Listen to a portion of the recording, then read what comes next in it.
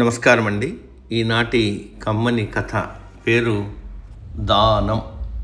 వినిపిస్తున్నది మీ విజయభాస్కర్. ఒక రాజు తన గురువు గొప్పతనాన్ని మెచ్చుకుంటూ పట్టుబట్టల్ని బహుమతిగా ఇచ్చాడు.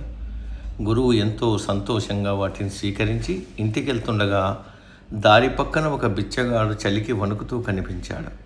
అతడి అవస్థకు జాలిపడి తన చేతిలో ఉన్న పట్టుబట్టల్ని ఇచ్చేశాడు.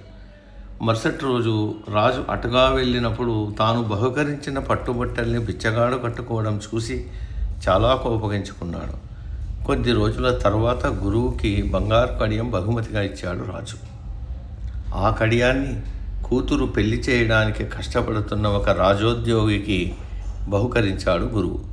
ఈ విషయం రాజుకు తెలిసి వెంటనే గురువుని పిలిచి, మీ మీద గౌరవంతో నేను బహుమతులు ఇస్తుంటే వాటిని మీకు నచ్చినట్లు అందరికీ పనిచేయడం పద్ధతిగా లేదు అని కోపంగా అడిగాడు రాజు.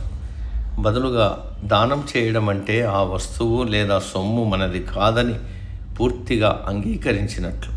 మీరు దానం ఇచ్చిన విషయాన్ని ఇంకా గుర్తుంచుకున్నారంటే, నన్ను ప్రశ్నిస్తున్నారంటే ఆ వస్తువు మీది అని ఇంకా భావిస్తున్నట్లు. ఇలా అయితే దాన ఫలితం మీకు దక్కదు. అయినా మీరు అడుగుతున్నారు కాబట్టి చెప్తున్నాను.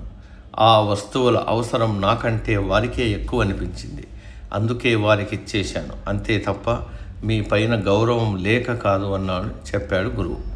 ఆ మాటలతో తన తప్పును తెలుసుకుని గురువు గారి దగ్గర క్షమాపణ కోరాడు రాజు. సమాప్తం. సర్వే జన సుఖినో భవంతు.